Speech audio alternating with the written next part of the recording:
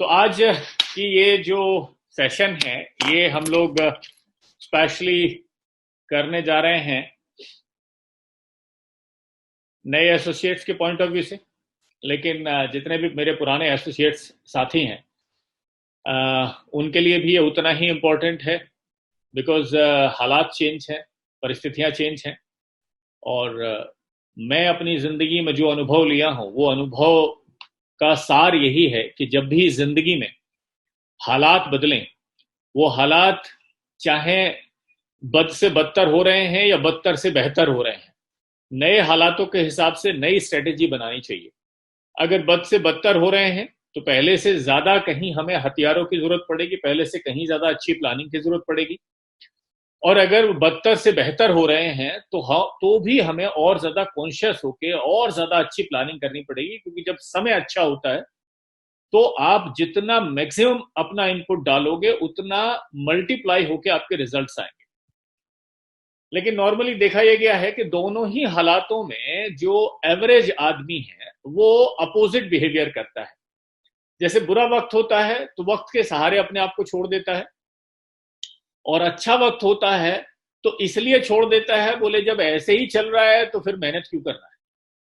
और जो खास लोग होते हैं वो ध्यान से सुनिएगा, वो बुरे वक्त में इसलिए ज्यादा मुश्किल से काम करते हैं, इसलिए ज्यादा हार्ड काम करते हैं, इसलिए ज्यादा बहुत ज्यादा प्लान्ड होके ऑर्गेनाइज्ड होके काम करते हैं, बिकॉज उन्हें पता है कि टफ टाइम है, हालात मुश्किल हैं, और मुश्किल हालातों में नॉर्मल तरीके से किए गए इनपुट या नॉर्मल तरीके से किए गए काम रिजल्ट अच्छे नहीं देंगे, बेहतर रिजल्ट नहीं देंगे। तो मेरा मुद्दा है कि हम नॉर्मल नहीं है, ना मुश्किल समय में और ना आसान समय में। जिन लोगों को ये समय मुश्किल दिखाई दे रहा हो तो वो इसलिए मेहनत करें कि मुश्किल समय में केवल एक ही फॉर्मूला है। अब वो फॉर्मूला क्या है? वो फॉर्मूला है हमें ज्यादा से ज्यादा ऑर्गेनाइज, ज्यादा से ज्यादा प्लान होकर काम करना है। और जिन लोगों को मेरी तरह ये समय एक अपॉर्चुनिटी लग रहा हो, ठीक है ना, एक खूबसूरत अपॉर्चुनिटी कि हमें नई नई टेक्नोलॉजी देखने सुनने का मौका मिला, हमें नए चैलेंजेस के साथ काम करने का मौका मिला है, हमें अपने आप को, अपनी वर्किंग को एनालिसिस करने का मौका मिला है, तो मेरी तरह वो लोग इस समय का सदुपयोग करें, इसका मैक्सिमम आउटपुट निकालें, मैक्सिमम इसको अच्छी तरीके से अपने लिए इस्तेमाल करें। तो हम शुरू करते हैं आज के चैप्टर से। आज के 3 सवाल हैं। ये सवाल हैं क्या? तो ये सवाल हैं, सबसे पहले 3 सवाल। इन 3 सवालों के जवाब आज के सेशन के बाद आपको स्पेशली रात में हर पुराने आदमी और हर नए आदमी को देने हैं। ये तीनों सवाल क्या हैं? सबसे पहले, व्हाई यू जॉइंड आरएवी? आपने आरएवी को क्यों ज्वाइन किया? दूसरा है, क्या करना है? अगर ज्वाइन कर भी लिया तो इसके बाद क्या करना है, व्हाट टू डू? और तीसरा सवाल है स्पेशली नए लोगों के लिए, हाउ टू डू। ठीक है, इन तीनों सवालों के जवाब अपने अपलाइन को मत दीजिएगा, बिकॉज वो आपके एम्प्लॉयर नहीं है, आप उनके लिए नौकरी नहीं करते हैं, आपने एक बिजनेस चुना है। आरएवी एक अपने आप में एक ऐसा प्लेटफॉर्म है जो अनगिनत लोगों को एंटरप्रेन्योरशिप की तरफ लेके जा रहा है, यानी आपको अपने बिजनेस का मालिक बना रहा है और आपको आपके सपने पूरे कैसे कर सकें उसका रास्ता दिखा रहा है। तो कैसे करना है ये बहुत इंपॉर्टेंट है। अब सबसे पहला सवाल आता है कि व्हाई यू ज्वाइंड आरएवी? आपने आरएवी को क्यों ज्वाइन किया?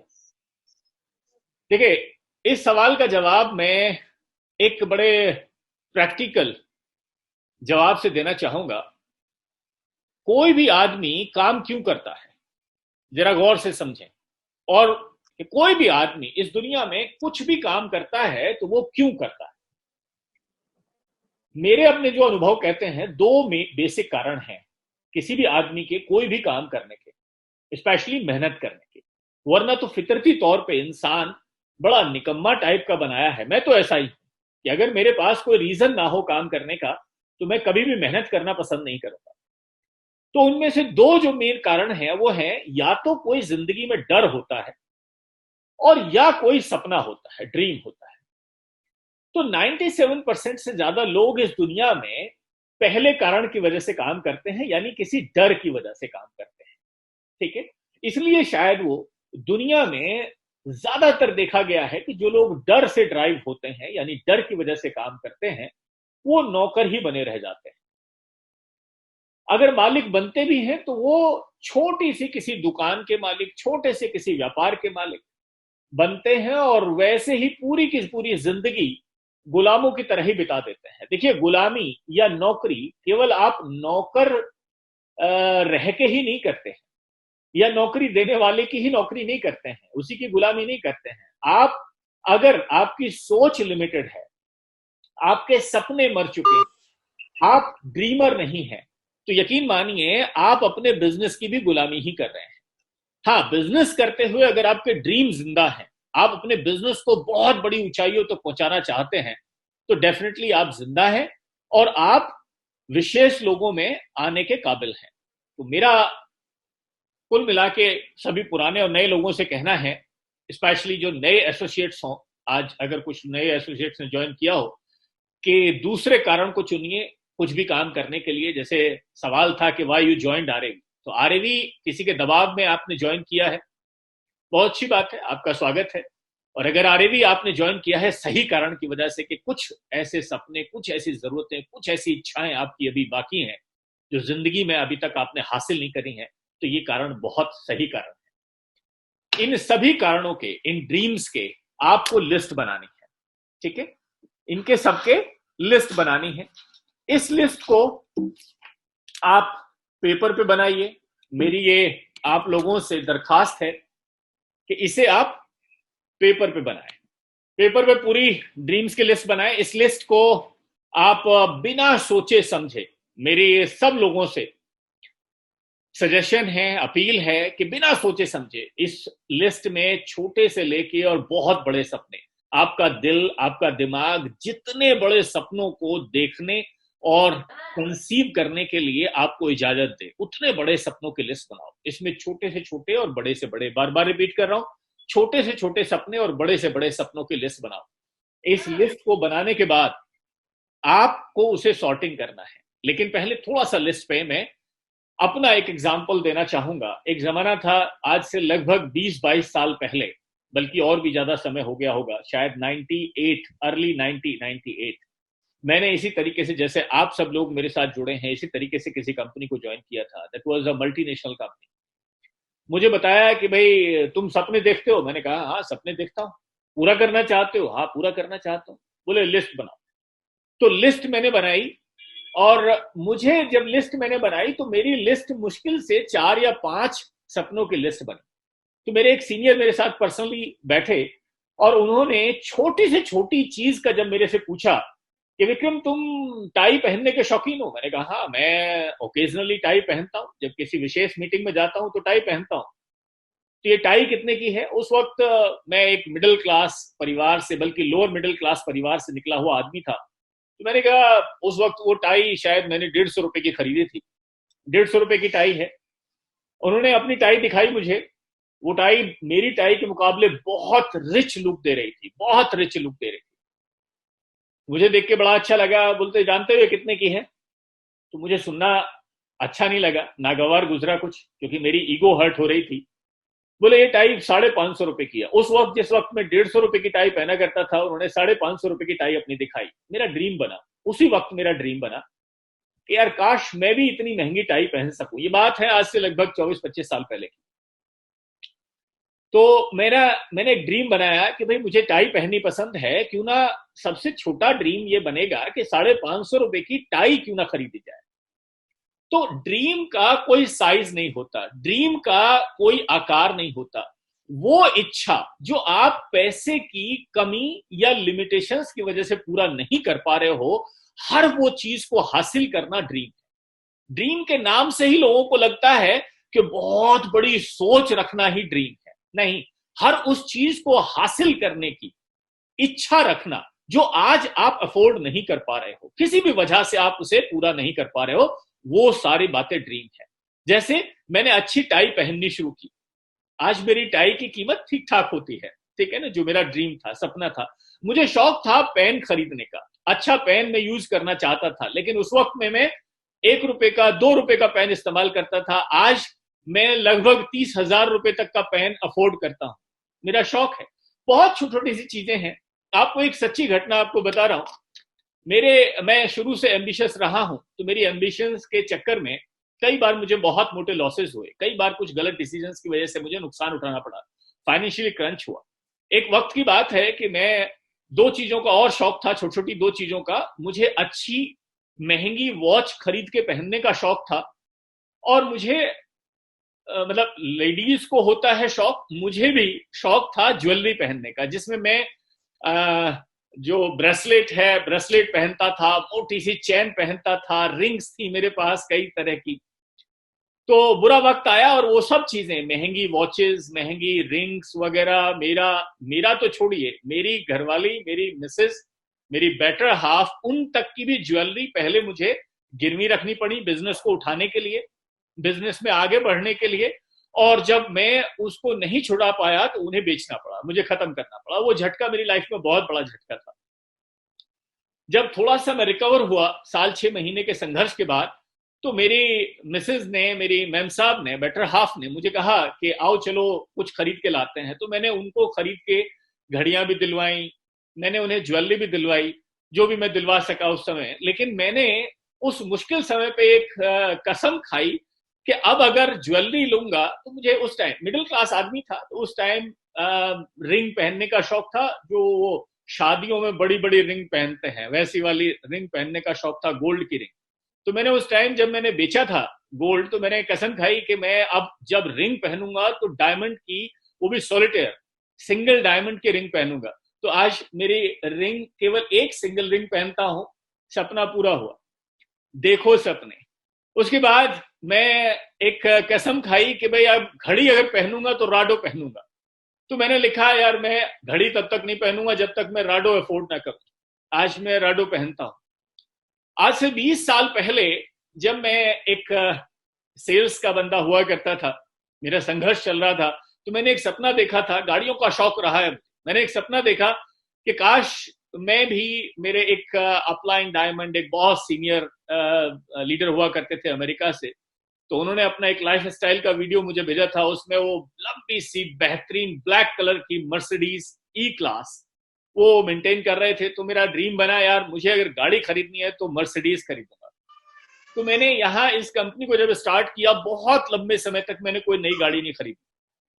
सनक क्या सवार थी। अब जब कोई नई गाड़ी अपने लिए खरीदूंगा तो वही खरीदूंगा जो 20 साल पहले सपना देखा था। और आप यकीन मानिए, मेरे सारे पुराने साथी जानते हैं कि हमारे ऑर्गेनाइजेशन में, आरएवी में, मुझसे पहले बाकी के सब लोगों ने बीएमडब्ल्यू, ऑडी वगैरह ले ली थी, मैंने सबसे बाद में ली। क्यों? क्योंकि सपना खटक रहा था, सपना चुभ रहा था कि 20 साल हो गए, एक गाड़ी की ख्वाहिश थी, वो गाड़ी की ख्वाहिश पूरी नहीं हुई। और जब मुझे लगा कि I can afford even the better class than the E class, Mercedes, तो I bought Mercedes E class. सपने सच होते हैं, देखने की हिम्मत रखिए, 100%। उनकी लिस्ट बनाइए, छोटे से छोटे सपने। आज मैं एक छोटा सा घर ही अफोर्ड कर पाया हूं, बहुत छोटा सा घर। लेकिन जानते हैं जितने नए लोग हैं, मैं, मेरे घर को, फुल्ली ऑटोमेटिक घर है, मेरा फ्लैट है, और फुल्ली उस ऑटोमेटिक घर का मतलब है कि I can drive my home. Drive मतलब मैं उस अपने घर की छोटी से छोटी चीज को यहां बैठे बैठे ऑपरेट कर सकता हूं। मेरा घर फुल्ली ऑटोमेशन पे है, उसको मैं अपने मोबाइल से ऑपरेट कर सकता हूं, उसके एसी को, उसके दरवाजों को, लॉक को, सिक्योरिटी सिस्टम को, कैमरों को, हर चीज को, इवन टीवी को यहां बैठे बैठे ऑन ऑफ कर सकता हूं। वॉइस कंट्रोल पे मेरा घर है। और ये छोटी सी चीजें हैं, लेकिन एक जमाने में 15 साल पहले, 20 साल पहले या 10 साल पहले सपने बने थे तो पूरे हुए हैं। और मेरे ही नहीं, आज मैं आप लोगों को यकीन दिलाना चाहूंगा कि मैंने अपने सपने बाद में पूरे किए हैं। इस ऑर्गेनाइजेशन में मेरे साथ में मेरे बहुत सारे लीडर्स ने भी अपने छोटे बड़े सपने पूरे किए हैं। तो आई विल एनकरेज यू कि make a list of each and every dreams of yours. ठीक है ना? एवरी ड्रीम ऑफ योर्स, हर एक छोटे से बड़े सपने की एक लिस्ट बनाओ। उस लिस्ट को पूरा, उसके बाद आपको क्या करना है, उसके बाद उस लिस्ट की सॉर्टिंग करनी है, उस लिस्ट पे काम करना है। क्या काम करना है? उस लिस्ट को सॉर्टिंग 3 तरीके से करिए। सबसे पहले, शॉर्ट टर्म ड्रीम्स में उसको डिवाइड करिए, मिड टर्म ड्रीम्स में डिवाइड करिए और लॉन्ग टर्म। 3 तरह के ड्रीम्स होते हैं, short term, mid term, long term. Short term dream किसे बोलेंगे? जो 1 से 6 महीने के अंदर अंदर पूरे किया जा सके, ठीक है। दूसरे ड्रीम्स क्या है? जो 6 से 2 साल के अंदर, 6 महीने से 2 साल के संघर्ष के अंदर पूरे किया जा सके। और तीसरा 2 से 5 साल के अंदर उन्हें पूरा किया जा सके, ठीक है। इन 3 हिस्सों में अपने सपनों को बांट लीजिए। तो आपके वो जो सपनों की बड़ी सी लिस्ट थी, ठीक है, चाहे वो लिस्ट 50 चीजों की थी या 100 चीजों की थी, उसको 3 हिस्सों में बांट लिया। इसके बावजूद भी फिर 3 हिस्सों में इसको बांटिए लिस्ट को। जैसे आपके शॉर्ट टर्म ड्रीम्स हैं। शॉर्ट टर्म ड्रीम्स क्या हो सकता है? एक अच्छा पेन खरीदना, एक अच्छी टाई खरीदना, ठीक है ना, घर का कोई आपकी फैमिली के लिए इस्तेमाल की कोई छोटी मोटी 5-10 हजार 20 हजार रुपए की कोई चीज खरीदना, 50 हजार रुपए की कोई चीज खरीदना, ठीक है। जैसे वॉशिंग मशीन है, टीवी है, कुछ भी है, एनीथिंग है, एक अच्छी वॉच है, कुछ भी, एनीथिंग, एक अच्छा सूट है, एनीथिंग स्मॉल अमाउंट में जो खरीदी जा सके, ठीक है। ऐसा शॉर्ट टर्म ड्रीम्स। अब इसको भी हमें 3 हिस्सों में बांटना है, शॉर्ट टर्म ड्रीम्स को भी, या मिड टर्म ड्रीम्स को, या लॉन्ग टर्म ड्रीम्स को। कौन से 3 हिस्से? नंबर 1 पर्सनल, जैसे ये घड़ी, ये आपका पेन, आपकी टाई, आपके घर की कोई चीज, ये पर्सनल ड्रीम्स है आपके। दूसरा है प्रोफेशनल ड्रीम। प्रोफेशनल ड्रीम यानी जिस लेवल पे आज आप हो, अगर आप नए ज्वाइन किए हो तो आपका पहला लेवल क्या है? आपका पहला लेवल है कंपनी में आरएडी के अंदर पहले रिकॉग्निशन लेना, पहला जो स्टेप है लीडरशिप का वो लेना, यानी क्वालिफाई करना अपने आप को, ठीक है ना, एक अच्छी इनकम के लिए क्वालिफायर बनना, या क्वालिफायर है तो एएसएम बनना, एएसएम है तो एसएम बनना, एसएम है तो एसएसएम, यानी जो आज आप हैं उससे अगला लेवल आपका शॉर्ट टर्म ड्रीम्स हो सकता है, जिसे हम प्रोफेशनल ड्रीम कहेंगे, ठीक है ना। ये प्रोफेशनल ड्रीम हो सकता है। इसके अलावा आपके मेटेरियलिस्टिक ड्रीम हो सकते हैं। तीसरा हिस्सा कैसा है? जिसको पैसे से संबंधित ड्रीम होते हैं, कि आज मेरी इनकम सपोज 10,000 रुपए महीने है, तो क्या मैं 50,000 के लिए प्लान कर सकता हूं? तो ये आपके प्रोफेशनल, पर्सनल और मॉनिटरियल, ठीक है ना, पैसे से संबंधित ड्रीम हो सकते हैं। उसके अलावा देन फिर आपके इमोशनल ड्रीम, चौथा हिस्सा क्या है? इमोशनल। आपके इमोशनल ड्रीम कैसे हो सकते हैं? कि अपने माँ बाप के लिए कुछ करना चाहते हो, आप सोसाइटी के लिए कुछ करना चाहते हो, चैरिटी टाइप कुछ, कोई भी एक्टिविटी ऐसा करना चाहते हो जिसका आपके कद काठी या आपके व्यक्तिगत चीजों को खरीदने से कोई लेना देना नहीं है। आप सिर्फ क्या चाह रहे हो कि जिससे आपको आत्मिक संतुष्टि, बस आपकी इच्छा, ऐसे ड्रीम्स को पूरा करना है, राइट। तो आप इस तरीके से इन 3 तरह के ड्रीम्स को, short term, mid term, long term, इन तीनों ड्रीम्स को 4 हिस्सों में फिर बांटोगे। 4 कौन कौन से? फिर रिपीट कर रहा हूं।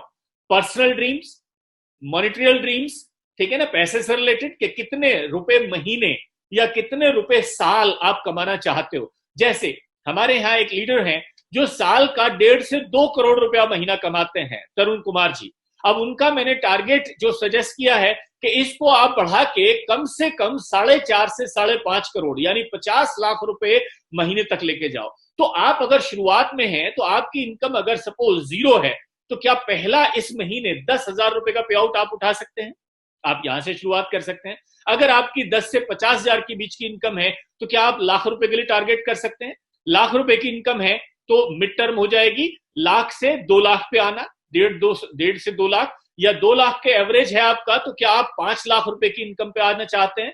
और अगर आप में से कुछ लोगों का, मैं जानता हूं कि उनका एवरेज 4 से 5 लाख रुपए महीने का भी रहा है, तो क्या वो तरुण जी की इनकम को अपना गोल बना सकते हैं, टारगेट बना सकते हैं कि मुझे 15 से 20 लाख रुपए महीना, 1.5 से 2 करोड़ रुपए साल का बनाना है? तो इस तरीके से इन्हें 4 हिस्सों में, फिर रिपीट करूंगा, पर्सनल, मॉनिटरियल, प्रोफेशनल और इमोशनल, इस तरीके से इन्हें 4 हिस्सों में बांटिए। उसके बाद थोड़ा सा और डीप जाइए। अब ये सपोज पर्सनल गोल हमने ले लिया कि मुझे एक रिंग लेनी है, मुझे एक अच्छा पेन लेना है, या अपनी वाइफ को एक बेहतरीन सा फुल्ली ऑटोमेटिक वॉशिंग मशीन खरीद के देनी है। तो इस ड्रीम को अब आपको पूरा करने के लिए क्या करना पड़ेगा? इस ड्रीम को आपको गोल में कन्वर्ट करना पड़ेगा, लक्ष्य में, टास्क, गोल। एक कहावत है कि सपने किसी के पूरे नहीं होते, लक्ष्य हर किसी के पूरे हो सकते हैं, बशर्ते वो बिना थके, बिना रुके, जब तक लक्ष्य ना मिल जाए, जब तक गोल हासिल ना हो जाए, ठीक है ना, अथक प्रयास करता रहे और बार बार फेल होने के लिए तैयार रहे, क्योंकि हर सफलता से पहले आपको कई बार विफलताओं का सामना करना पड़ता है। तो आपको क्या करना है, अपने सपनों को लक्ष्य में तब्दील करना। अब एक सवाल आता है कि भाई सपनों को लक्ष्य में कैसे तब्दील किया जाए, तो इसके लिए भी 4 स्टेप मैं आपको सजेस्ट करूंगा। सबसे पहले स्टेप को मैं कहता हूं KYD। जैसे आपको क्लाइंट का सारी जानकारियों को इकट्ठा करने के लिए गवर्नमेंट ने एक शब्द दिया है KYC, नो योर क्लाइंट। तो यहां मैं बोलूंगा KYD, यानी नो योर ड्रीम्स। अपने सपने को जानो तो सही, आपका ड्रीम को अच्छे से जानो तो सही। विक्रम सिंह ने कहा कि मैं 30,000 रुपए का पेन आज अफोर्ड करता हूं। विक्रम सिंह ने कहा, या राकेश गर्ग ने या तरुण जी ने कहा कि मैं BMW अफोर्ड करता हूं, BMW ड्राइव करता हूं, ऑडी ड्राइव करता हूं। किसी ने कहा और आपने सपना ले लिया। ये सपना एक्चुअल में आपका नहीं है। अपना जो पर्सनल सपना है उसको पहले बहुत अच्छी तरीके से जानो। इस जानने का तरीका क्या है वो भी मैं आपको आज थोड़ा सा यहां डिफाइन करूंगा। अपने सपने को जानना है आपको 2, 3, 4 चीजों पे ध्यान देके। जैसे जो सपना आपने पाला है, सपोज कोई गाड़ी खरीदना चाहते हो, तो सबसे पहले कौन सा मेक है वो गाड़ी, ब्रांड क्या है, मारुति की है, हुंडई की है, BMW की है, ऑडी की है, मर्सिडीज की है, या कौन सा मेक क्या है, उसका ब्रांड क्या है। दूसरा सवाल, मॉडल कौन सा है। तीसरा सवाल, रंग कौन सा है। कोई पर्टिकुलर रंग तो आपने सोचा होगा अपने लिए, ठीक है, तो रंग कौन सा है, ब्रांड, मॉडल, कलर, और चौथी चीज, ठीक है, ये 3 चीजें जानने के बाद, बल्कि दूसरे सेगमेंट में हम कूदेंगे। इसको कहा हमने नो योर ड्रीम्स, अपने सपने को अच्छी तरीके से जानो। उसके बाद क्या है, KIC, know its cost. KIC, know its cost, इसकी कीमत जानो। दूसरा स्टेप क्या है, पहले इसको अच्छे तरीके से विजुलाइज करो। ये किस ब्रांड का है, जिस चीज को आप हासिल करना चाहते हो, इसका मॉडल क्या है, इसका कलर क्या है, इसको फील करो। फील करने के बाद दूसरा स्टेप क्या लो, नो इट्स कॉस्ट, इसकी जानकारी लो कि ये मॉडल, ये पर्टिकुलर कलर का मॉडल, ये चीज मुझे कितने रुपए में पड़ेगी। ठीक है, चाहे वो एक पेन है, एक्सपेंसिव पेन, चाहे वो टाई है कि किस ब्रांड की टाई, कौन सा डिजाइन। ठीक है, आप मॉल्स में जाओ, आप गाड़ी के शोरूम में जाओ, बहुत सारे साधन है। आजकल तो ऑनलाइन सब कुछ मिल जाता है, उसकी कीमत देखने को मिल जाएगी, उसकी पिक्चर देखने को मिल जाएगी, उसके कलर देखने को मिल जाएंगे। Each and everything you have to know about your dream. अपने सपने को अच्छे से जानना है आपको। ठीक है, तो दूसरा स्टेप क्या था हमारा, पहला स्टेप था अपने सपने को अच्छे से जानो, उससे रूबरू हो। दूसरा स्टेप है उसकी कीमत जानो। कीमत पता चल गई कि हाँ ये मॉडल इतने रुपए में पड़ेगा मुझे। इसके बाद तीसरा स्टेप क्या है, PAP, यानी पोस्ट ए पिक्चर, पेस्ट ए पिक्चर। ठीक है, पोस्ट या पेस्ट ए पिक्चर अपने कंप्यूटर स्क्रीन पे या अपनी घर की दीवार पे, जहां आपका जबरदस्ती निगाह पड़े ही पड़े। कंप्यूटर खोलो तो आपके होम पेज पे आपका ड्रीम की आपकी पिक्चर होनी चाहिए। घर में घुसो तो आपके ड्राइंग रूम की फर्स्ट वॉल पे, फ्रंट वॉल पे आपका जो सबसे ऐसा सपना है जो आप लेना ही लेना चाहते हो, हासिल करना ही करना चाहते हो, ऐसे सपने की, एक की या दो की या ज्यादा की, कम से कम किसी एक ऐसे सपने की आप फोटो लो। ठीक है ना, उस फोटो को, वो फोटो आप शोरूम से ले सकते हैं, वो फोटो ऑनलाइन डाउनलोड कर सकते हैं, वो फोटो जिस भी तरीके से आपको हासिल हो, लेकिन उसका एक फोटो लो, वो फोटो कहीं पेस्ट करो या पोस्ट करो। ठीक है, तीसरा स्टेप था ये। चौथा स्टेप क्या है, PAD, यानी पुट ए डेट। खाली किसी सपने को महसूस करने से, उसकी कॉस्ट जान लेने से, ठीक है, या उसकी पिक्चर लगा लेने से, जैसे 20 साल पहले मैंने पिक्चर लगाई थी मर्सिडीज E क्लास की, ठीक है, तो 20 साल लगे चाहे मुझे उसको हासिल करने में, लेकिन वो सपना पूरा हो गया। ठीक है, एक घर की कल्पना थी कि मेरा घर फुल्ली ऑटोमेटिक होना चाहिए, कि मैं आवाज दूं गेट खुल जाए। ठीक है ना, मैं अपना रिमोट से अपने होम थिएटर को ड्राइव कर सकूं, अपने वॉइस से मैं अपने AC को ऑन या ऑफ कर सकूं। यहां से 5 किलोमीटर दूर हूं तो मैं अपने घर का, अपने बेडरूम का AC ऑन कर सकूं। ये सब कहानियां मैंने अमेरिकन के मुंह से सुन रखी थी। So now the chance is yours. मैं आपको एनकरेज करूंगा कि अगर इस तरह के छोटे बड़े सपनों को आप पूरा करना चाहते हो तो फ्रेंड्स, चारों स्टेप लो। अपने सपने को जानो, उसकी कीमत को जानो, उसकी पिक्चर को पोस्ट करो, पेस्ट करो, और चौथी चीज, उस पे एक डेट डालो। डेट अपनी इच्छा से मत डालना, ध्यान से सुनना, अपनी इच्छा से डेट मत डालना। इस डेट को अपने किसी सक्सेसफुल अपलाइन, कम से कम एसएसएम या एजेडएम अबव, उनसे डिस्कस करके कि इतना रुपया कमाने के लिए मुझे कितना समय और कितना काम करना पड़ेगा, पूरी प्लानिंग करा के डेट डालना। अपनी इच्छा से डेट मत डालना। अपनी इच्छा से डेट डालोगे तो आपको इस बिजनेस के चैलेंजेस नहीं पता, इस बिजनेस की हिडन अपॉर्चुनिटीज नहीं पता, ठीक है? तो आप शायद डेट गलत डाल लो, और अगर उस डेट पे आप पूरा नहीं कर पाए अपने सपने को तो आपको डिमोटिवेशन हो सकता है, ठीक है ना? तो उस डिमोटिवेशन से बचना है। चांसेस तब भी हैं कि आप कितना भी अच्छा प्लान होके, ऑर्गेनाइज्ड होके डेट डालोगे, तब भी चांसेस हैं कि आप अपनी डेट पे अपने गोल को ना हासिल कर पाओ। बट डोंट वरी, वही मैं हमेशा एग्जांपल देता हूं कि इस दुनिया में सबसे महान क्रिकेटर अगर सचिन तेंदुलकर है, सबसे ज्यादा शतक बनाने वाला, शतकों का शतक लगाने वाला, हंड्रेड्स के हंड्रेड्स बनाने वाला, तो वो इंसान साथ में एक और बड़ी फेलियर्स की फहरिस्त में भी नंबर 1 पे है। वो क्या है? 90 से लेके 99 तक भी इस दुनिया में सबसे ज्यादा आउट होने वाला भी सचिन तेंदुलकर ही है। तो अपने सपनों के करीब जाके, ऐसा हो सकता है बहुत बार ऐसा होगा कि आप फेल हो जाओगे, लेकिन चिंता नहीं करना, हासिल करना है। तरीका यही रहेगा जो मैंने आपको अभी बताया है, सीक्वेंस यही रहेगी। तो डेट डालो, और ये चारों स्टेप लेते ही आप क्या हो जाते हैं? आपके सपने गोल्स में कन्वर्ट हो चुके होते हैं। ये है लक्ष्य बनाने का तरीका। अब इसके बाद हम बात करते हैं अपने अगले स्टेप की, जो था व्हाट टू डू। ये था पहले सवाल का जवाब, why you are in RAV, why you joined RAV. आपने ज्वाइन ही क्यों किया? अपने आप से सवाल करो। तो जब आपके कुछ ड्रीम्स जगेंगे, जब वो सपने लक्ष्य में तब्दील हो जाएंगे, तो ये लक्ष्य, ये टारगेट आपको सोने नहीं देंगे। मुझे मेरे टारगेट सोने नहीं देते। अब आज की डेट में ऊपर वाले के आशीर्वाद से मेरा लगभग देखा हुआ हर सपना पूरा हो चुका है।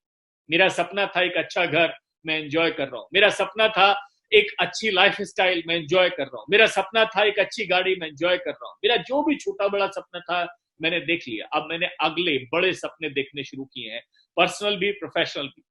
मेरा अब सपना है कि मेरा एक घर होगा, जिस घर की जमीन ही उतनी बड़ी होगी जितनी बड़ी जमीन में, जिस सोसाइटी में आज मैं रहता हूं, उस सोसाइटी में 1000 परिवार जितनी जमीन के अंदर है, उतनी जमीन, लगभग 5 से 10 एकड़ जमीन के अंदर मैं घर बनाना चाहता हूं। और आज आप यकीन करोगे, सुबह सुबह मैं, मेरी वाइफ और मेरी बेटी, हम तीनों वॉक पे निकलते हैं अपनी सोसाइटी के अंदर ही। तो लगभग 1 घंटा वॉक के अंदर मेरी बेटी अब हर रोज मुझे कुरेद के पूछती है कि पापा, बड़े वाले घर में हम क्या क्या रखेंगे? बड़े वाले घर में कौन से पेट होंगे? उसमें कितने कमरे होंगे? उसमें क्या क्या होगा? कैसे होगा? तो this is the practice what I am doing, ठीक है?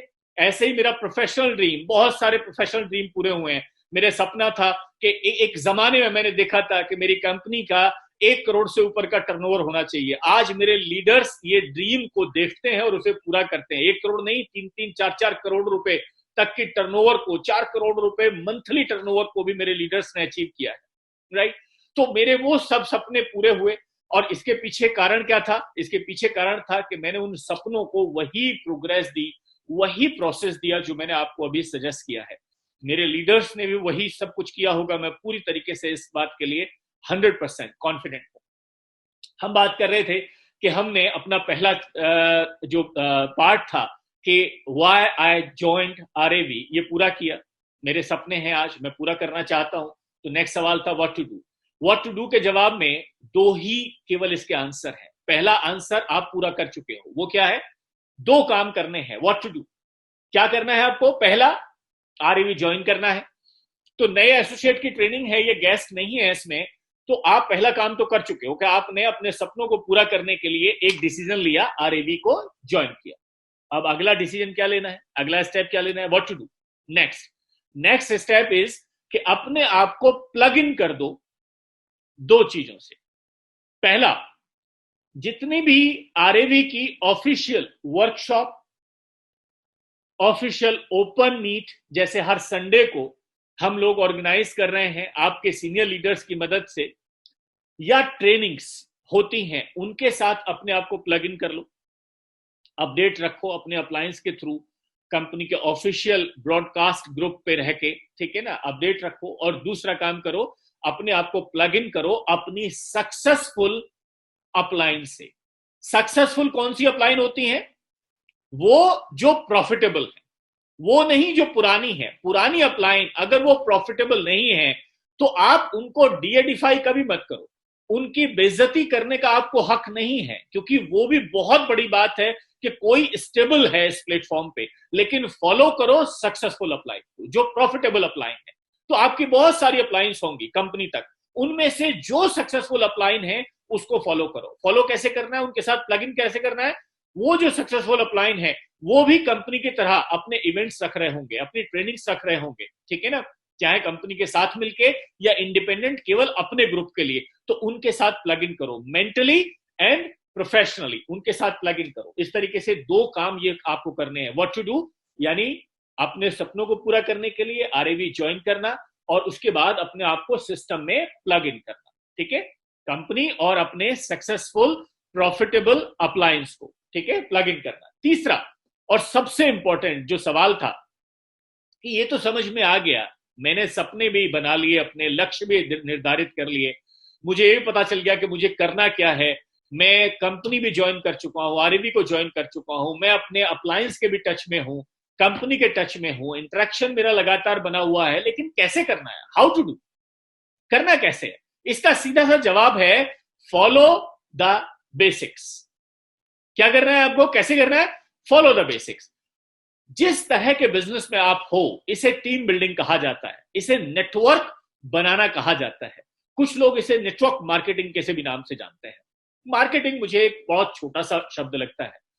मैं अपने हर एक प्रॉफिटेबल आरएवियन के लिए, हर एक प्रॉफिटेबल ग्रोइंग आरएवियन के लिए एक सपना रखता हूं, you are not here as a networker. So मैं नेटवर्क मार्केटिंग नहीं बोलूंगा इसे, मैं इसे नेटवर्क बनाना जरूर बोलूंगा, मैं इसे आरएवी बिजनेस बोलूंगा, बट नेटवर्क मार्केटिंग मुझे बहुत छोटा नजर आता है। तो नेटवर्क बनाने के अगर आप बिजनेस में हैं, बिकॉज नेटवर्क मैकडोनल्ड ने भी बनाया है, नेटवर्क बहुत बड़ी बड़ी कंपनियों ने, रिलायंस ने, टाटास ने, ठीक है ना, इन्होंने अपने ऑफिसेस का नेटवर्क बनाया है, ऑफिसेस में एम्प्लॉयज का नेटवर्क बनाया है, अपने कॉन्ट्रैक्टर्स का नेटवर्क बनाया है, अपनी फैक्ट्रीज और शोरूम्स का नेटवर्क बनाया है।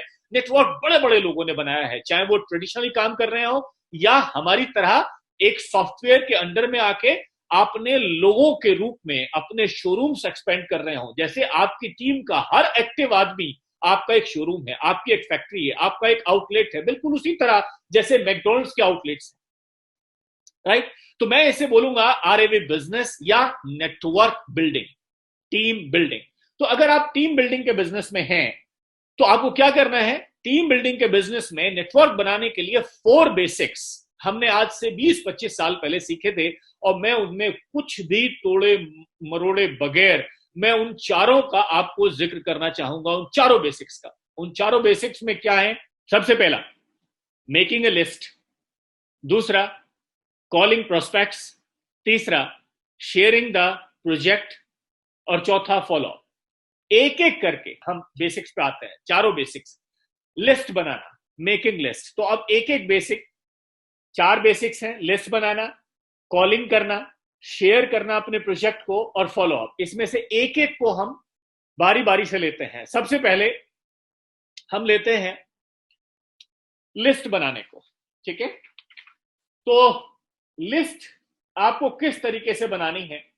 सबसे पहले, जैसे मैंने ड्रीम्स की लिस्ट, जब पहला सवाल का हमने जवाब दिया कि व्हाई यू जॉइंड आरएवी, वैसे ही अगर लिस्ट बनानी है तो लिस्ट 10, 20, 50, 100 प्रोस्पेक्ट्स की लिस्ट नहीं होनी चाहिए, ये आपके शहर की लिस्ट नहीं होनी चाहिए, ये आपके पड़ोस की लिस्ट नहीं होनी चाहिए, बल्कि इस दुनिया में जो भी ऐसा व्यक्ति जिंदा है, जिस भी जगह पे जिंदा है, जो थोड़ा बहुत भी आपको जानता है या आप उसे जानते हैं, हर उस व्यक्ति की, हर उस जिंदा व्यक्ति की, वो चाहे अरब में रह रहा है, अमेरिका में रह रहा है, कनाडा में रह रहा है, तमिलनाडु में रह रहा है, या आपके बिल्कुल पड़ोस में रह रहा है, या इवन आपके घर में ही क्यों ना रह रहा हो, हर उस जिंदा व्यक्ति की जिसको आप या तो थोड़ा बहुत जानते हैं या वो आपको जानता है, उस हर व्यक्ति की लिस्ट बनाइए। ये लिस्ट कितनी बड़ी होनी चाहिए? कम से कम 500 पीपल की लिस्ट जब तक आपकी पूरी ना हो जाए, तब तक अपने सीनियर्स की मदद लेके लिस्ट को कैसे बढ़ाया जाता है, इस पे विस्तार में चर्चा कीजिए, उनसे डिस्कशन कीजिए, वो आपको हेल्प करेंगे। ठीक है, हम अगले वीडियोस के थ्रू, अपने सीनियर्स के वीडियोस या मैं अपने पर्सनल वीडियोस के थ्रू भी इन बातों को शेयर करूंगा कि एक बहुत बड़ी लिस्ट पे कैसे काम किया जा सकता है। हो सकता है कुछ लोग 50 की लिस्ट पे जाके अटक जाए, तो आपके सीनियर्स बैठ के आपको हेल्प करेंगे कि ये 50 की लिस्ट 500 में कैसे बनाई जा सकती है। एक छोटा सा, बहुत पहले किसी मेरे सीनियर ने एक फॉर्मूला बताया था, वो मैं आपको शेयर कर रहा हूं, शायद उसकी वजह से कम ये लिस्ट 50 पे अगर अटक गए हो तो 150, 200, 250, 500 तक पहुंच सकती है। वो फॉर्मूला क्या था? फिर कह रहा हूं, नोट करने की जरूरत नहीं है, रिकॉर्डिंग आपको मिल जाएगी। वो फॉर्मूला था फ्रेंड्स, फ्रेंड्स दोस्त, इंग्लिश का फ्रेंड्स, स्पेलिंग क्या होती है? FRIENDS,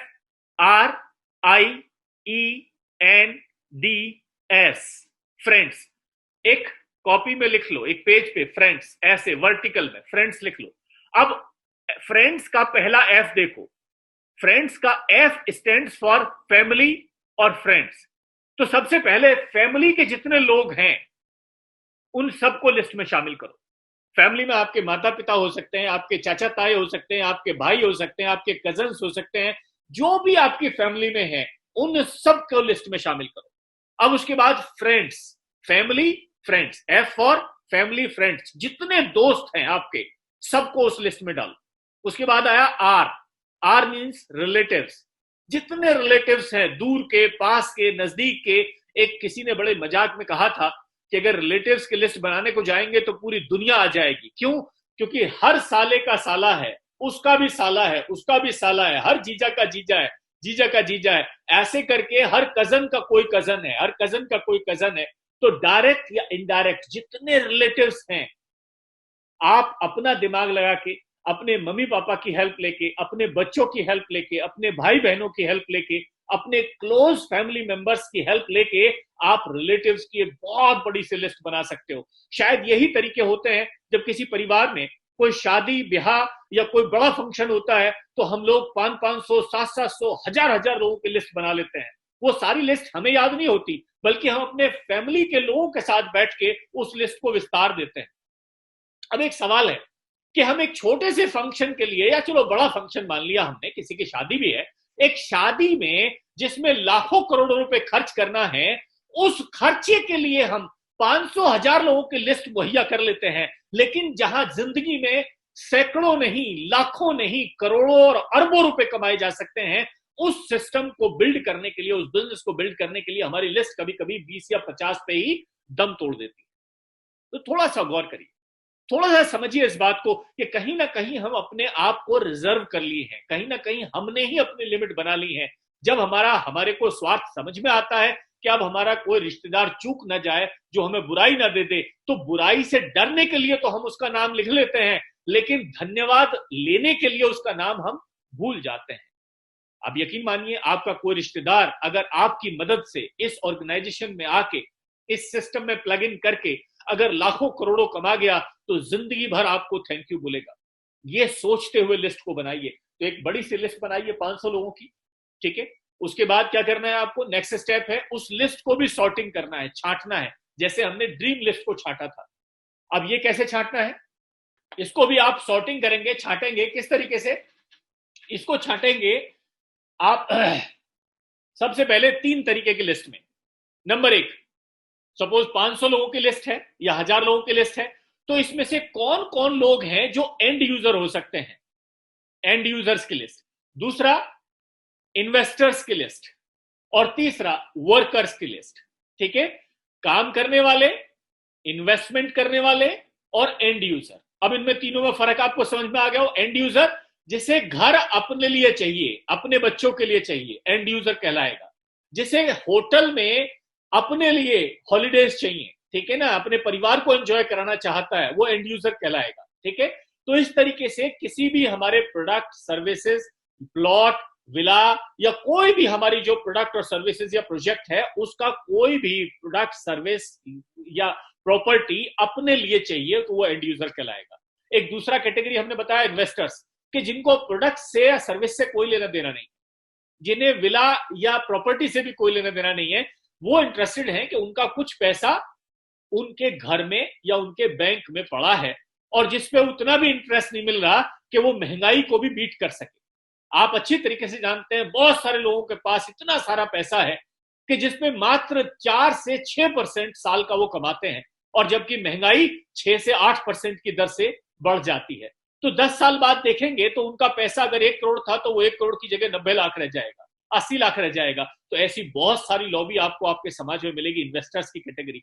तो इसको बांटिए 3 हिस्सों में, number 1 investors, number 2 and user and number 3 workers, कि जिनके पास ना पैसा है निवेश करने के लिए, ना ही उन्हें भी कोई जरूरत है प्रोडक्ट की, लेकिन वो बहुत बुरी तरीके से पैसा कमाने में इंटरेस्टेड है, बहुत अच्छा कोई अपॉर्चुनिटी की तलाश में है, बहुत अच्छा कोई प्लेटफॉर्म की तलाश में है जो उन्हें स्टेबिलिटी के साथ में, जेन्युइनिटी के साथ में और पैसा कमाने का, आगे बढ़ने का मौका दे सके। ठीक है ना, वो इज्जत कमाना चाहते हैं, पैसा कमाना चाहते हैं, सफल होना चाहते हैं।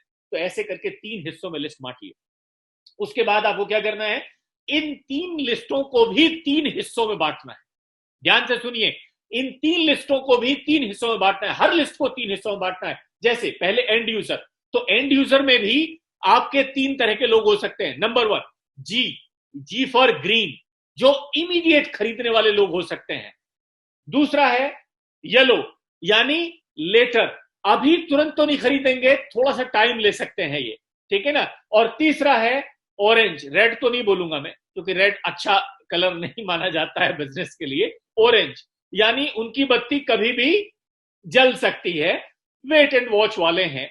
वो शायद अपने पड़ोसी को देख के आपके साथ डिसीजन लें, अपने किसी भाई को देख के डिसीजन लें, उन्हें किसी पर्सनल ऐसे रिलेशन के इन्फ्लुएंस की जरूरत होती है जिसको आप पहले कन्वर्ट करोगे तब वो कन्वर्ट होंगे जाके, तो वो ऑरेंज सेक्शन में आएंगे। तो 3 सेक्शन हमें बनाने हैं, इन्वेस्टर्स के भी, बायर्स के भी जिन्हें मैंने एंड यूजर कहा है, और वर्कर्स के भी। एक वो जो इमीडिएटली डिसीजन ले सकते हैं, एक वो जो सो हैं, ले भी सकते हैं, थोड़ा टाइम भी ले सकते हैं, और एक तीसरा टाइम लेंगे ही लेंगे, वो तब तक डिसीजन नहीं लेंगे जब तक उनका कोई करीबी आपके साथ आके या तो निवेश नहीं कर देता या वर्किंग करके कामयाब नहीं हो जाता। ठीक है, तो इस तरीके से इनको भी 3 कैटेगरी में बांटिए। इसके बाद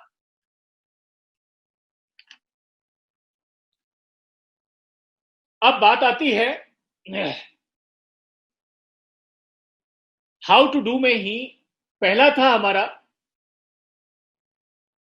जो कैसे करना है, लिस्ट बनाना, और दूसरा था सेक्शन जो 4 बेसिक्स हमने बोले कि बेसिक्स को फॉलो करिए। तो पहले लिस्ट बन गई अब, ठीक है, लिस्ट को भी हमने डिटेल कर लिया कि लिस्ट के हमारे 3 हिस्से होंगे, एंड यूजर की लिस्ट, इन्वेस्टर्स की लिस्ट और वर्कर्स की लिस्ट।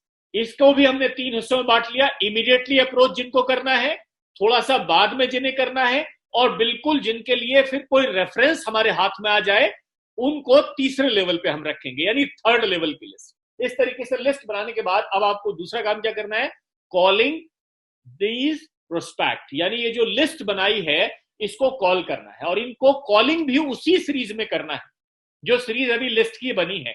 और उस सीरीज में सबसे हॉट कॉलिंग किसकी मानी जाएगी, जो ग्रीन वाला एरिया है। ग्रीन मतलब जो इमीडिएट आपकी निगाह में डिसीजन ले सकते हैं, ठीक है। तो उनकी कॉलिंग के लिए ये जो क्षेत्र है ये सेंसिटिव है।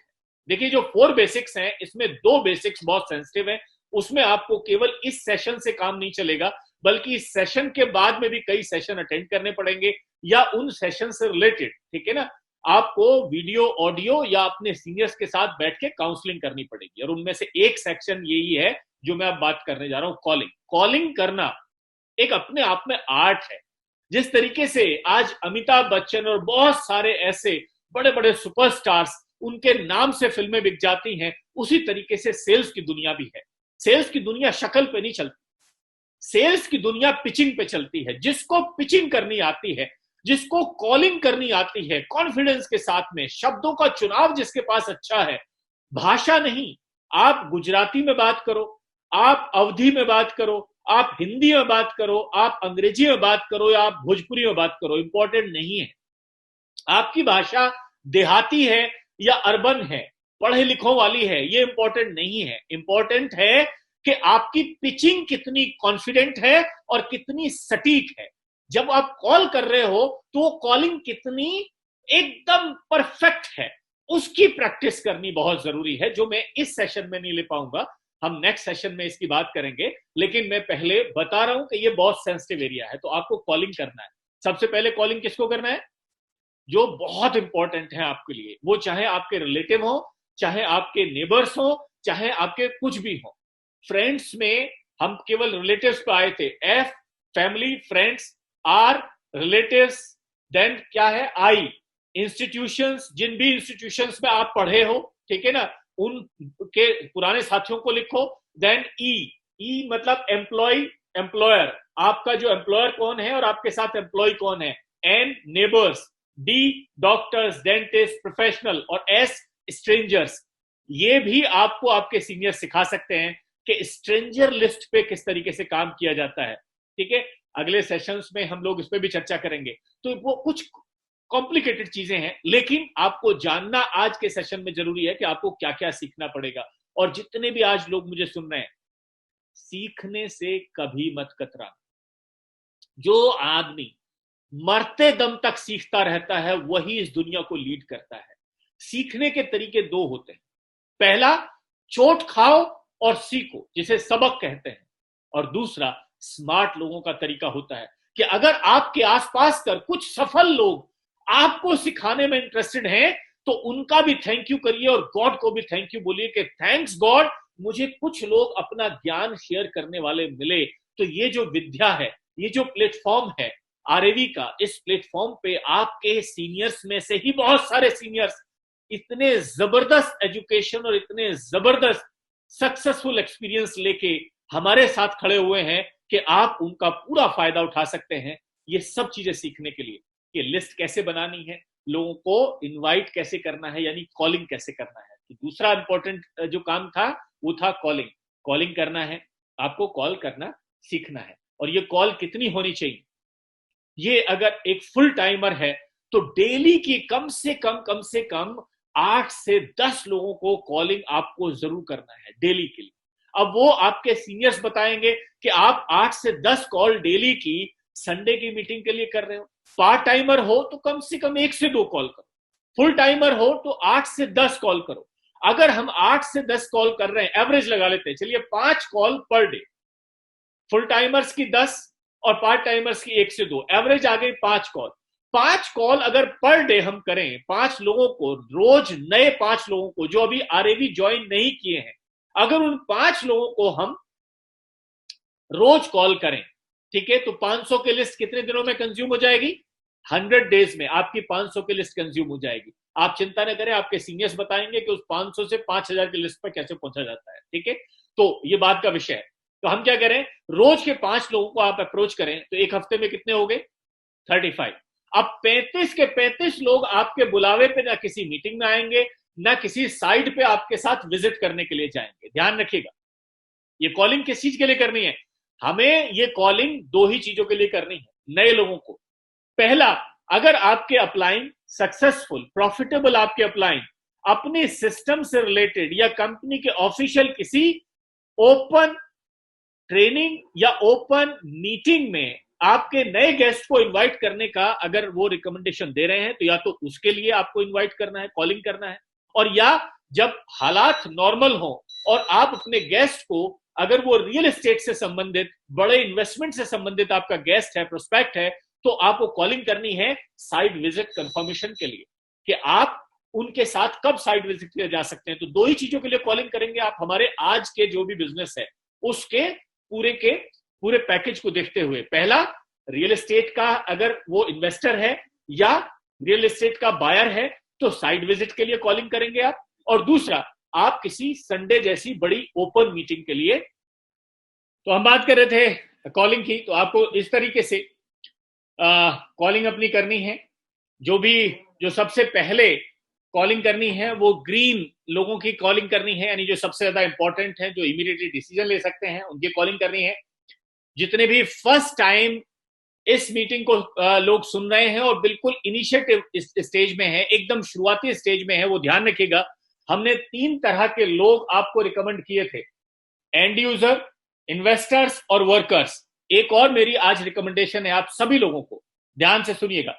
ये रिकमेंडेशन है कि जो नए एसोसिएट हैं, जिनका अभी नेटवर्क बिल्डिंग या टीम बिल्डिंग टाइप के बिजनेस से कोई भी वास्ता नहीं रहा है, ऐसे लोगों को कभी भी कॉलिंग वर्कर्स के लिए मत कराइए, वर्किंग पे उनको अभी पेनिट्रेट मत कराइए। उनके लिए सिर्फ 2 एरिया ओपन है अभी, जब तक कि वो प्रॉफिटेबल ना हो जाए, ज्यादा नहीं। मैं कहता हूं 5-10 हजार 20 हजार रुपए का भी अगर उन्हें प्रॉफिट आप बनवा देते हैं तो आप उन्हें अलाउ करिए वर्कर्स को भी बुलाने के लिए अपने साथ। अदरवाइज एक नए आदमी को 2 ही लोगों को पहले इन्वाइट करना चाहिए। नंबर 1, उसकी लिस्ट में से इन्वेस्टर्स को और जो एंड यूजर्स हैं, बायर्स हैं, केवल 2 कैटेगरी को आपको शुरुआत में इन्वाइट करना है। ये बात मैं स्पेशली अगर मेरे वर्किंग वाले जो साथी हैं, जो दूसरी किन्हीं कंपनियों में इसी तरह के मिलते जुलते फॉर्मेट्स पे यानी नेटवर्क बिल्डिंग में काम करते आए हैं, उन लोगों के लिए भी रिकमेंड करता हूं।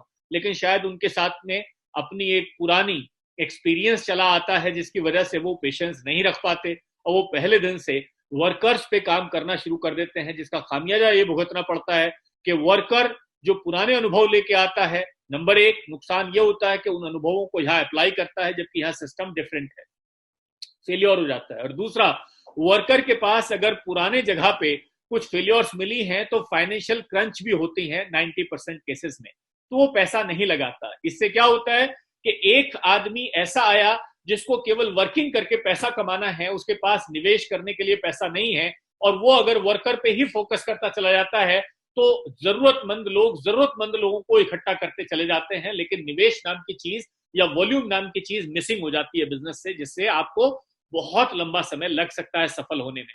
तो हमेशा बिजनेस की शुरुआत करने के लिए सिर्फ शुरू में, जब तक आपको छोटा मोटा प्रॉफिट ना बन जाए, 5, 10, 20 हजार 50 हजार का प्रॉफिट ना बन जाए, आई विल पर्सनली रिकमेंड कि केवल शुरू में 2 कैटेगरीज को इन्वाइट करें, कॉलिंग करें। वो कैटेगरीज हैं या तो एंड यूजर या इन्वेस्टर्स, और जब थोड़ी सी कामयाबी मिल जाए तो तीसरी कैटेगरी को भी आप इन्वाइट करना शुरू कर सकते हैं, वो है हमारी वर्किंग। तो ये था कॉलिंग।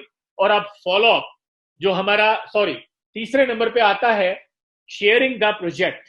ये था तीसरा नंबर। तो प्रोजेक्ट शेयर कैसे किया जाता है?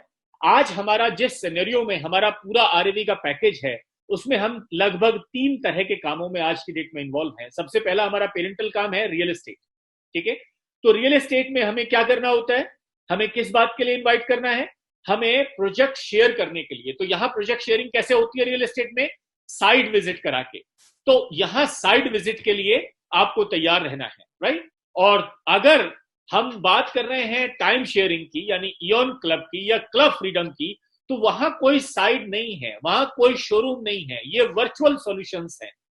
ये ऐसी सर्विसेज हैं जिनमें आपको कोई साइट, कोई ऑफिस दिखाने की जरूरत नहीं है। तो ऐसे क्लाइंट्स को या ऐसे प्रोस्पेक्ट्स को आप इनवाइट करेंगे, कॉलिंग करेंगे, किस चीज के लिए? Project sharing. ये भी प्रोजेक्ट शेयरिंग ही कहलाएगा, ठीक है। और ये प्रोजेक्ट शेयरिंग कब होती है? Every Sunday. आप जानते हैं 11:30 पे हमारे एक से एक बेहतरीन लीडर्स आके कंपनी का पूरा प्रोजेक्ट शेयर करते हैं कि कंपनी किस किस चीज में डील कर रही है, कंपनी क्या है और इस कंपनी के साथ उनका फ्यूचर क्या हो सकता है, और आज तक कितने लोगों ने इन सब चीजों को फॉलो करते हुए कामयाबी ली है। इन दोनों तीनों पार्ट पे वो आपके नए गेस्ट, नए प्रोस्पेक्ट्स को पूरा इंट्रोडक्शन देते हैं। और इस तरीके से जो तीसरा लेवल था वो था शेयरिंग द प्रोजेक्ट। फिर रिपीट करूंगा, प्रोजेक्ट को 2 तरीके से शेयर किया जा सकता है। नंबर 1, अगर वो रियल एस्टेट से रिलेटेड है तो साइट विजिट के थ्रू, और जब तक आप रियल एस्टेट नहीं कर पा रहे हैं या करा पा रहे हैं तब तक, या उन पर्टिकुलर अपने प्रोस्पेक्ट्स के लिए जिनका रियल एस्टेट से लेना देना नहीं है, सर्विसेज से लेना देना है, उनके लिए संडे या अपने जो ZM एंड अबव लीडर्स हैं, टॉप प्रॉफिटेबल लीडर्स हैं, उनकी रिकमेंडेड किसी ओपन मीटिंग के लिए उनको इनवाइट करके आप प्रोजेक्ट शेयर कराएं। शुरू में आप अपने सीनियर प्रॉफिटेबल अपलाइन की मदद लें प्रोजेक्ट शेयरिंग के लिए, ठीक है। चाहे वो प्रोजेक्ट शेयरिंग कैसे हो रही है, साइट विजिट के थ्रू हो रही है, चाहे एक मीटिंग के थ्रू हो रही है, वेबिनार के थ्रू हो रही है, या ग्रुप मीटिंग के थ्रू हो रही है, या 101 के थ्रू हो रही है, टेबल टॉक के थ्रू हो रही है, तो शुरू में अपने सक्सेसफुल और प्रॉफिटेबल अपलाइन की मदद लें, लेकिन बहुत जल्दी maximum to maximum within 15 to 30 days कोशिश करिए कि एक नया आदमी भी इंडिपेंडेंट हो जाए। महीना 1.5 महीना मैक्सिमम टू मैक्सिमम लगना चाहिए। वैसे होना तो ये चाहिए कि 15 दिन के अंदर हर नए एसोसिएट को प्रोजेक्ट शेयरिंग भी आ जाना चाहिए। प्रोजेक्ट शेयरिंग में क्या है? कुछ नहीं, अपने सीनियर्स के साथ 4 बार अपने नए प्रोस्पेक्ट्स को लेके साइट विजिट कराओ, उनके क्वेश्चन आंसर चुपचाप रह के सीनियर्स के साथ में देखो, सुनो, समझो कि क्या क्वेश्चन नया आदमी करता है और कैसे आपके सीनियर जवाब देते हैं। उसी तरीके से वेबिनार अटेंड करो, अपने गेस्ट को भी अटेंड कराओ, खुद भी अटेंड करो। 2 बार, 4 बार, 6 बार आप सुनोगे, ठीक है, नोट्स बनाओगे, उस वीडियो को बार बार देखोगे, 5वीं या 6ठी बार आपको अपने आप प्रेजेंटेशन करनी आ जाएगी। और नहीं भी आती है तो इस बात की भी ट्रेनिंग अपने सीनियर से रिक्वेस्ट करके आप अपनी पर्सनल या ग्रुप ट्रेनिंग रखवा सकते हो कि आप कैसे इंडिपेंडेंट हो सकते हैं, आप भी कैसे प्रेजेंटेशन ले सकते हैं, आप भी कैसे अपने ग्रुप के लिए वेबिनार ले सकते हैं, ठीक है ना, प्लान शो कर सकते हैं, या अपने कंपनी, अपने ऑर्गेनाइजेशन के विषय में कैसे इंफॉर्मेशन शेयर कर सकते हैं। तो ये था हमारा तीसरा लेवल ऑफ वर्किंग, यानी शेयरिंग द प्रोजेक्ट। अब चौथा और सबसे इंपॉर्टेंट, ये वो एरिया है जहां मैंने आपसे कहा था कि आपको इस सेशन से केवल काम नहीं चलेगा, आपको इस सेशन के अलावा भी कुछ सेशंस चाहिएंगे जिसमें आपको बाकी की स्किल्स को डेवलप करना पड़ेगा। तो पहला था वो कॉलिंग परफेक्टली कैसे करी जाती है, पिचिंग कैसे करी जाएगी, किन चीजों का एहतियात रखा जाएगा, किन शब्दों का इस्तेमाल करना है और किन का बिल्कुल नहीं करना है, ठीक है ना। जैसे कॉलिंग में बहुत सारे लोग बैगिंग सा करते हैं, भीख सी मांगते हैं, है ना, अपने आप को ऐसे जताते हैं जैसे सामने वाला उनका प्रोस्पेक्ट उनको ज्वाइन करके या उनकी चीज खरीद के उनकी जिंदगी बदल देगा, जबकि है उल्टा। दुनिया में वही कामयाब है जो दूसरे लोगों को यह महसूस करा दे कि उनके जीवन में आने से उनकी जिंदगी बदल जाएगी। मेरा प्रोडक्ट खरीदने से आपको फायदा होगा, मेरी जमीन में निवेश करने से निवेशक को फायदा होगा, मेरे हॉलिडेज लेने से आपकी फैमिली को एक बहुत बेहतरीन जिंदगी मिलेगी, बहुत हैप्पीनेस मिलेगी, बहुत आपके घर में खुशहाली आएगी। ये महसूस जो करा दे वही एक अच्छा सेल्समैन है, वही एक अच्छा लीडर है। तो ये सब कुछ आपको सीखना है, ट्रेंड होना है। उसी तरीके से दूसरा एरिया जो स्किल्स डेवलपमेंट में है वो फॉलोअप है, ठीक है। ऑफ कोर्स आपको प्रेजेंटेशन देना भी आना चाहिए, ठीक है, लेकिन वो उतना टफ नहीं है। उसको मैंने जैसे पहले कहा कि आपके लीडर्स प्रेजेंटेशन के लिए आपको पावर पॉइंट प्रेजेंटेशंस बना के दे देंगे, आपको नोट्स बना के दे देंगे, आप रिहर्सल के थ्रू, प्रैक्टिस के थ्रू आप अपना प्रोजेक्ट शेयरिंग करना सीख जाएंगे, ठीक है।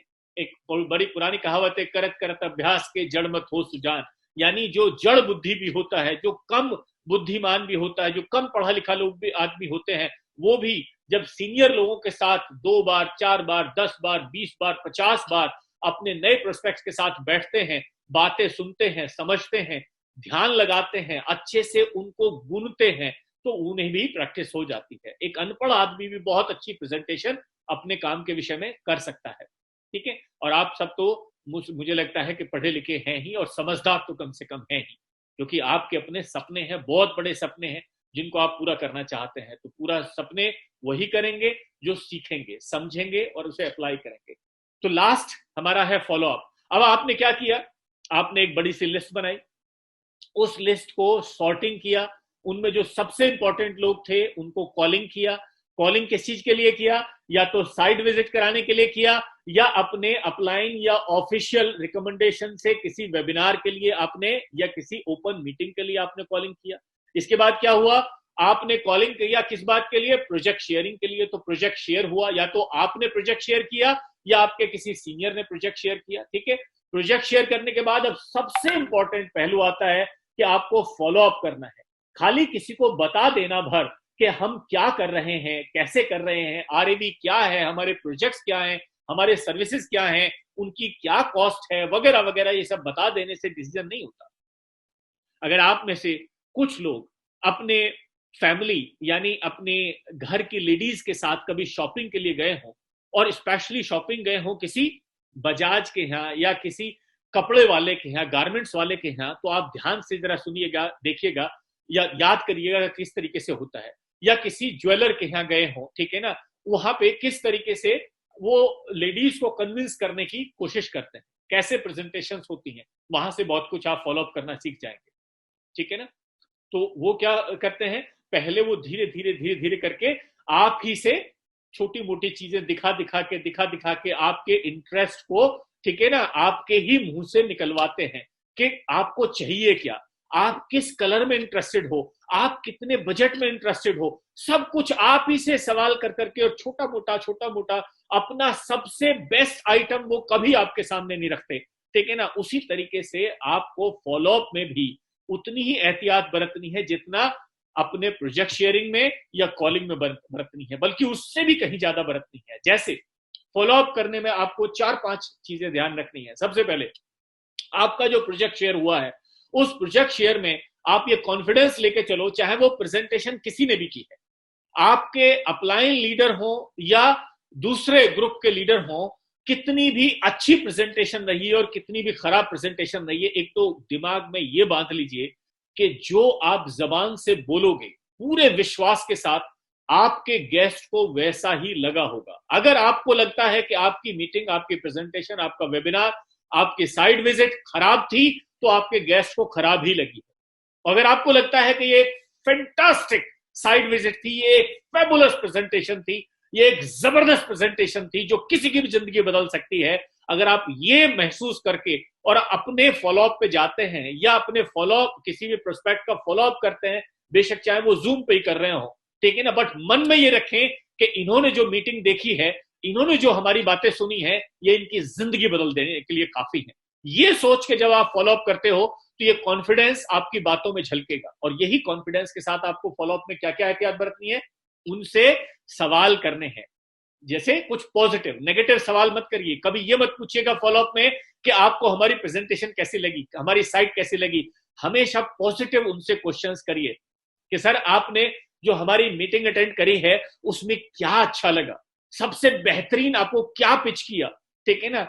तो वो अपने हिसाब से कुछ बता सकते हैं और कुछ सवाल कर सकते हैं। ध्यान करिए कि किस तरीके से एक शॉपकीपर, किस तरीके से एक ज्वेलर और किसी फैमिली से उनकी सच्ची चाहत निकलवाता है, उनका बजट निकलवाता है। उन सब चीजों को ध्यान रखिए और ऐसे कुछ सवाल करिए, उनसे पूछिए कि क्या आपके पास कुछ क्वेरी है, कोई कंफ्यूजन है, जो इंफॉर्मेशन आपको शेयर करी गई है उनमें से कोई ऐसी चीज है जो आपको क्लियर ना हो, कहां मैं आपको हेल्प कर सकता हूं कि हमारे ऑर्गेनाइजेशन को, हमारे प्रोजेक्ट को या हमारी सर्विस को और आप बेहतर तरीके से समझ पाए, कुछ ऐसा है कि जो मैं आपको और बताऊं। इस तरीके से फॉलोअप की शुरुआत करें। तो उनके फॉलोअप में क्या होता है, सबसे पहले काम क्या है, उनके क्वेश्चंस के जो बचे हुए सवाल हैं उनके जवाब देना, एप्रोप्रिएट जवाब देना। Never ever ask negative questions, always positive questions, positive scenario. ये दिमाग में रखते हुए कि ये जो भी कुछ इनको दिया गया है ये इनकी लाइफ चेंज करने के लिए पर्याप्त है, काफी है, ठीक है। बस अड़चन क्या है कि अगर उनका कोई भी डाउट है, रह गया है, कोई प्रेजेंटेशन में कुछ ऐसा उनका सवाल रह गया है जिसका जवाब देना जरूरी है, वहां तक पहुंचना है बस आपको। फॉलोअप का मकसद यही होता है, ठीक है। तो आप फॉलोअप में क्या करेंगे, फिर रिपीट कर रहा हूं, कुछ सवालों के थ्रू उनके डाउट्स निकलवाने की कोशिश करिए, उनके कंफ्यूजन्स निकलवाने की कोशिश करिए, उनके वो डाउट्स और कंफ्यूजन्स को दूर कीजिए। जब डाउट और कंफ्यूजन दूर रह जाए, फाइनल एक सवाल कर सकते हैं, सर अब कोई और डाउट तो नहीं हमारे प्रोजेक्ट या हमारी ऑर्गेनाइजेशन के संबंध में। और अगर वो ये कह दे कि नहीं ऐसा तो कुछ नहीं है, ऑल थिंग इज क्लियर, ठीक है, तो आप सबसे पहले दूसरा स्टेप क्या लेंगे, केवाईसी कंप्लीट करिए, नो योर क्लाइंट्स, जो गवर्नमेंट भी रिकमेंड करती है कि किसी से पैसा अगर आप ले रहे हैं, किसी के साथ आप लंबे समय तक डील करने जा रहे हैं, तो आपको उस क्लाइंट का पूरा प्रोफाइल ले लेना है, उनका फोटो आपने डिमांड करना है, आपके साथ कोई फॉर्म होगा, ठीक है ना, वो उसको उनका भरवाना है, और उनका जो सर्विस या प्रोडक्ट या प्रोजेक्ट आप उनको ऑफर करने जा रहे हो, उनकी डिटेलिंग के विषय में डिटेलिंग उनके साथ डिस्कस करनी है, वो सारा सब कुछ नोट्स करना है।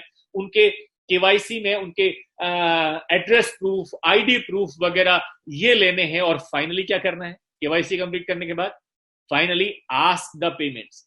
बहुत सारे लीडर्स में देखता हूं कि यहां तक सब कुछ अच्छा कर लेते हैं, क्वेश्चन कर लेते हैं, प्रेजेंटेशन दे लेते हैं, साइट विजिट करा लेते हैं, लेकिन पैसा मांगने में उनको पता नहीं क्या होता है। उनको लगता है कि यार ये बहुत छोटा काम, अगर ये छोटा काम है तो इस दुनिया में जितने रईस लोग हैं उनके ऑफिस में, उनके शोरूम में, उनके फैक्ट्री में आप जाके उनकी कोई चीज उठा के और जरा उनके शोरूम से बाहर निकल के दिखाना, तब मुझे बताना कि ये छोटा काम है या बड़ा काम है। सबसे बड़ा काम यही है कि जब आपकी कोई प्रोडक्ट, कोई सर्विस, कोई प्रोजेक्ट, कोई प्लॉट, कोई विला, कोई हॉलिडे अगर आपके क्लाइंट को पसंद आ गया है, उनके डाउट्स खत्म हो गए हैं, तो सबसे बड़ा काम तो यही है, सबसे बड़ा काम। और सबसे बड़ा काम करने में गर्व की अनुभूति होनी चाहिए, शर्म नहीं महसूस होनी चाहिए। ध्यान दीजिएगा, मैं क्या रिपीट कर रहा हूं, सबसे बड़ा काम करने में गर्व की अनुभूति होनी चाहिए, शर्म महसूस नहीं होनी चाहिए। तो एक व्यापारी अगर पैसा मांगने में शर्म करेगा तो गर्व किस चीज पे करेगा? पैसा देने में। पैसा मांगने में गर्व की अनुभूति करो। क्यों? क्योंकि आप उनसे पैसा ठग नहीं रहे हो, बल्कि आप दुनिया की बेहतरीन या तो अपॉर्चुनिटी उनको देने जा रहे हो। ठीक है ना? वो एक इन्वेस्टमेंट अपॉर्चुनिटी हो सकती है, वो एक बायर के लिए एक शानदार पैसे के बदले में कोई प्रोडक्ट या सर्विस हो सकती है, या वो एक बिजनेस अपॉर्चुनिटी हो सकती है। उस चीज के लिए ही तो एक शानदार प्रोडक्ट, एक शानदार प्लॉट, एक शानदार निवेश का ऑप्शन, एक शानदार जिंदगी को, सपनों को पूरा करने की अपॉर्चुनिटी, उसके बदले में ही तो पैसा मांगने जा रहे हो। तो इसमें बड़ा कौन है? आप बड़े हो, आपका अधिकार बड़ा है, क्योंकि दे आप रहे हो, वो ले रहा है, वो रिसीवर है। ये फील करते हुए ask the payment, demand the payment. Sir payment cheque से करेंगे या एनईएफटी करेंगे, आईएमपीएस करेंगे, कैसे करेंगे?